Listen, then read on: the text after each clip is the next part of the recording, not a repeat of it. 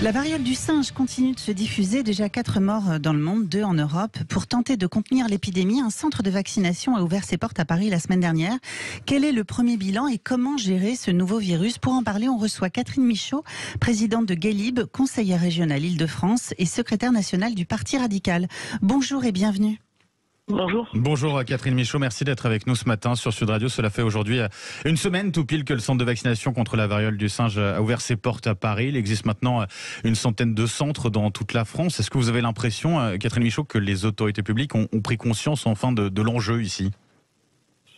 Je ne suis pas certaine malheureusement que les autorités publiques aient pleinement pris conscience de la mesure, de l'urgence de la situation.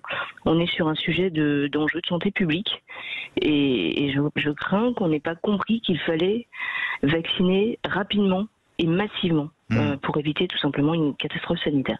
Qu'est-ce qui vous fait dire justement qu'on n'ait pas pris conscience suffisamment de cet enjeu-là ? Le manque d'organisation, tout simplement. L'organisation n'y est pas. On constate au quotidien tout simplement des gens qui n'arrivent pas à prendre rendez-vous. Un manque de moyens humains, de moyens matériels, logistiques, un manque d'information aussi profond. Et si on veut pouvoir enrayer cette pandémie, c'est vraiment, nous on appelle à la mobilisation générale. Donc ça veut dire qu'il faut mettre les moyens en face. Pour pouvoir vacciner plus, il faut déjà avoir plus de personnel pour pouvoir piquer, pour pouvoir vacciner. Donc ça passe aussi par davantage de moyens humains. Donc nous on appelle à ce qu'on mobilise également les pompiers, les pharmaciens, les médecins, enfin voilà, vraiment qu'on mette tout le monde sur le pont, si vous me permettez. Comme pour le Covid finalement. Oui, ouais. Bien sûr, parce que là, actuellement, effectivement, on a certaines populations réputées à risque. Mais je crains que la question ne soit pas et si demain ça se propageait à un plus grand public, c'est plutôt quand ça va se propager sur un plus grand public. Donc oui, bien sûr, il faut vacciner plus vite, massivement. On est sur une épidémie absolument exponentielle. L'OMS a déclaré il y a maintenant à peu près une dizaine de jours l'urgence de santé publique de portée internationale. Nous déplorons depuis quelques jours les premiers morts. On attend quoi? Les premiers morts en France?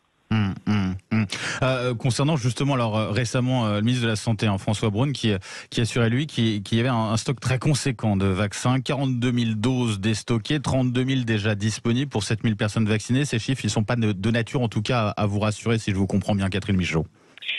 Surtout, ces chiffres, ils sont pas forcément d'une grande transparence. Il y a quand même une sorte d'opacité qui règne autour de ces stocks, ce que l'on peut regretter. Alors après, j'entends. Alors il l'expliquait, les raisons. Oui, ouais. On les a bien comprises. On peut les préciser pour les auditeurs de Sud Radio qui nous écoutent justement sur cette question de la variole qui peut être utilisée éventuellement à des fins de guerre, de contamination. En gros, c'est un peu ça l'idée, quoi. Tout à fait. Mais là, on est plutôt sur une guerre contre l'épidémie et il faut se mobiliser. Il faut mobiliser tout le monde, je le redis, pompiers, médecins, infirmiers, pharmaciens. Il faut vraiment mobiliser tous les moyens. Donc plus de personnel, ça on vous a bien compris. Concernant le maillage territorial de ces centres de vaccination, on parle beaucoup de ce centre parisien dans le 13e arrondissement qui a ouvert ses portes il y a une semaine tout pile. On en est où du maillage territorial au niveau national ? Vous avez raison, ce centre parisien, il a ouvert et c'était une très bonne chose. Un autre centre a ouvert à Nice également. Ce sont aujourd'hui globalement les deux grands centres. Certains ont ouvert aussi. On a commencé à ouvrir également des centres à travers la France. Il faut continuer vraiment à déployer ces moyens. La République doit protéger tous les Français sur l'intégralité de son territoire. C'est vraiment essentiel. Et dans cet enjeu de santé publique dont je vous parlais en début d'interview, bien sûr, on doit protéger.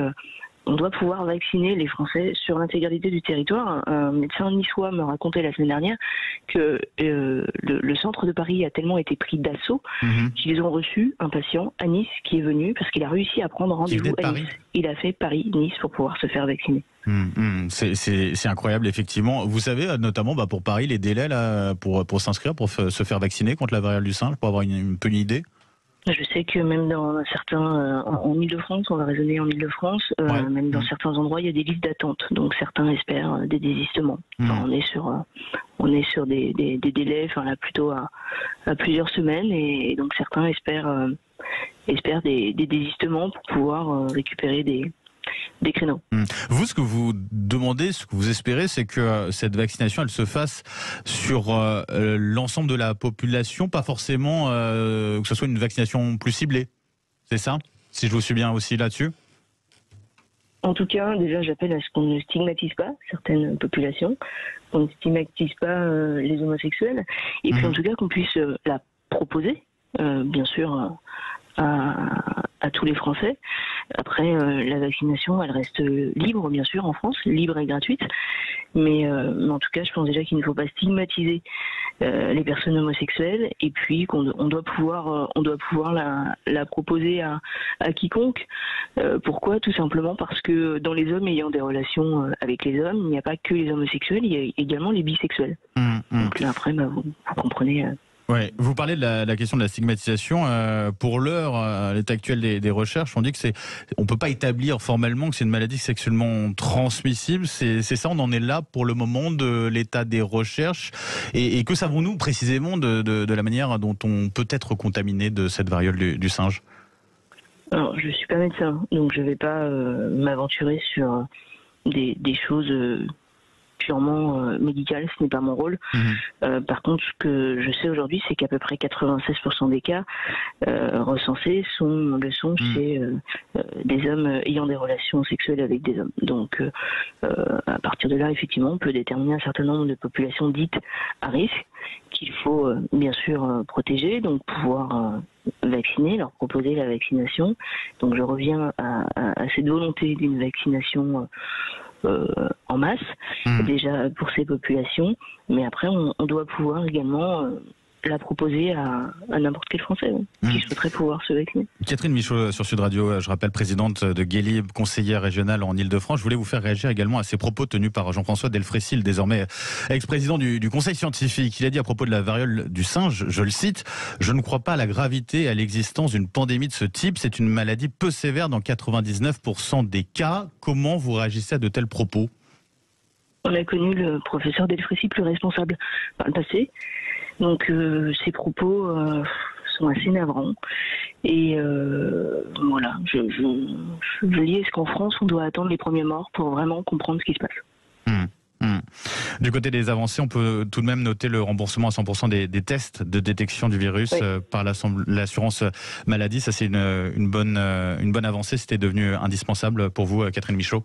Oui, c'est important et c'est une bonne chose. En effet, on est en France. Je parlais tout à l'heure du vaccin qui est en France gratuit, libre et gratuit. C'est une bonne chose que ces tests soient accompagnés par la sécurité sociale dorénavant, oui. Pour conclure, on a beaucoup parlé de la question effectivement de la mortalité, mais au-delà de ça, il y a d'abord les éruptions cutanées et puis la douleur aussi liée à cette maladie. C'est un point qu'il ne faut pas oublier, ça, Catherine Michaud. C'est à ne pas négliger. C'est une maladie. On l'a rappelé, il y a des morts, mais globalement, la majorité s'en sortent. Mais c'est une maladie...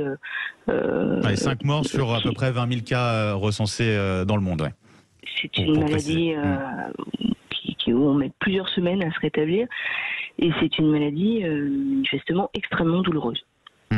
Avec à peu près 10% des cas où il y a nécessité d'admission à l'hôpital justement pour gérer justement cette question des douleurs et des souffrances liées à cette maladie. En tout cas, Catherine Michaud, un grand merci d'avoir été avec nous ce matin sur Sud Radio. Présidente, je le rappelle, de Guélib, conseillère régionale en Ile-de-France et secrétaire nationale du Parti radical. Très bonne journée à vous.